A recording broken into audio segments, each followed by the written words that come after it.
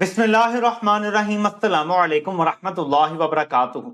मनसूबा साजों ने बहुत बड़ी बड़ी फनकारियां शुरू कर दी हैं और आपको आगाह करना इंतहाई जरूरी है। सबसे पहली फनकारी जो की जा रही है वो आपको बताता चलूं।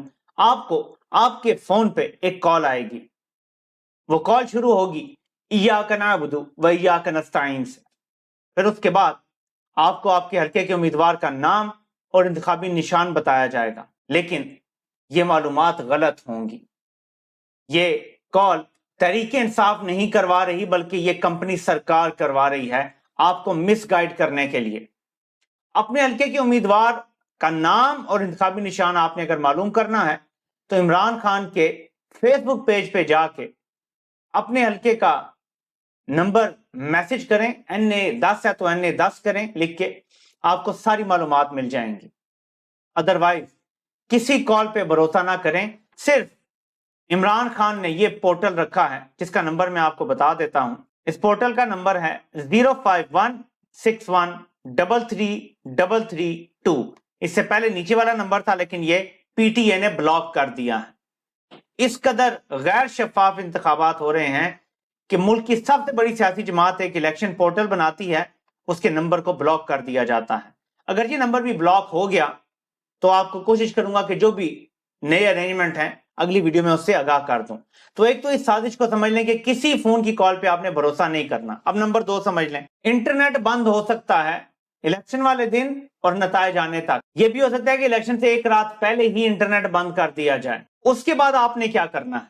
अभी तो आपने सबसे पहले VPN डाउनलोड करके मल्टीपल VPN इंस्टॉल करने, यानी एक से ज्यादा VPN जो फ्री में मिलते हैं वो डाउनलोड कर लें और इंस्टॉल कर लें। एक्टिवेट बेशक अभी ना करें।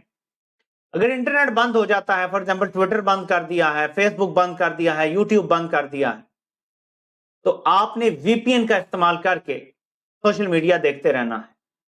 इस दौरान मेन स्ट्रीम मीडिया पे अगर यह खबर चलती है कि तहरीके इंसाफ ने इलेक्शन का बाइकआउट कर दिया है, वोट डालने की जरूरत नहीं है, आपने किसी खबर पे भरोसा नहीं करना। सिर्फ तहरीके इंसाफ के ऑफिशियल जो सोशल मीडिया अकाउंट्स हैं, ऐसी खबर वहीं से आएगी। और उसके बाद जो आपके काबिल भरोसा अकाउंट्स हैं सोशल मीडिया पे, जब तक वो ट्वीट या पोस्ट ना करें आपने भरोसा नहीं करना टीवी पे चलने वाली किसी खबर पे। अपने ध्यान में ये डाल लें कि टीवी पे सब झूठ बोल रहे हैं, वो जो मर्जी है, वो ज़ायद है बकर है। इस वक्त मीडिया पे 100% झूठ बोला जा रहा है। इसके बाद अगली गेम ये हो रही है, ये जरा चेक करें। जहांगीर तरीन ने उनके मुकाबले में जो तहरीके इंसाफ की आजाद उम्मीदवार खड़ी थी, उन्होंने कुरान पे हल्फ भी दिया था। उनको पहले अगवा करवाया, फिर उनके भाई से बयान दिलवाया कि वो दस्तबरदार हो रही हैं, और फिर वो अचानक जहांगीर तरीन के घर से बरामद होती हैं और वो जहांगीर तरीन के हक में दस्तबरदारी का ऐलान करती हैं।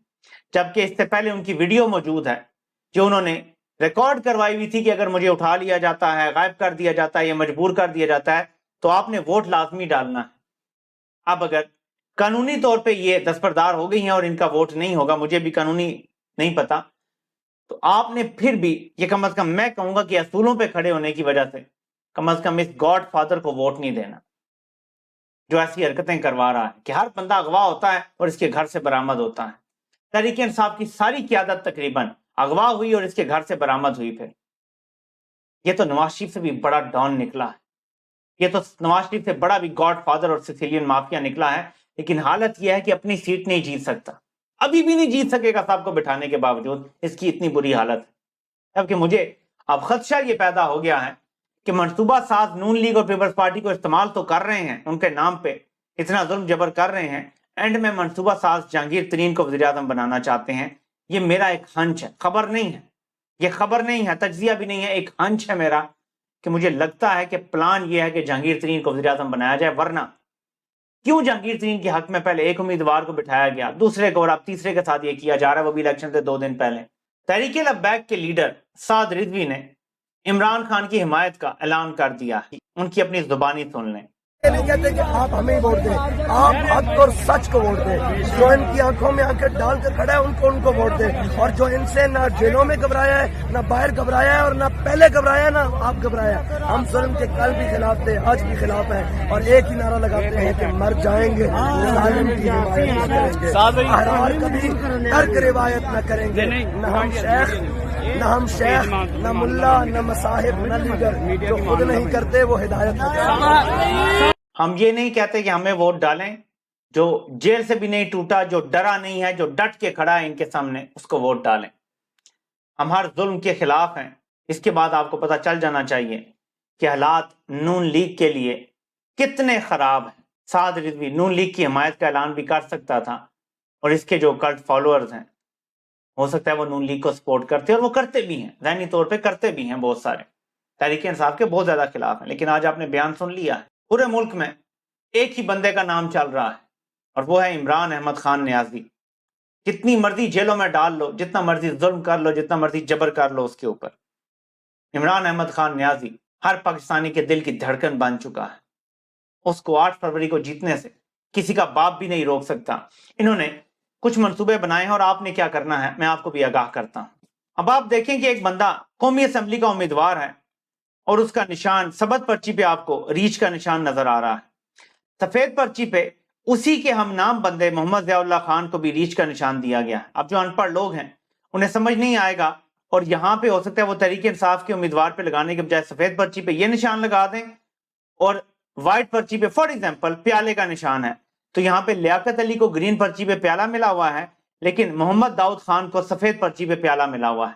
لوگ مکس کر سکتے ہیں۔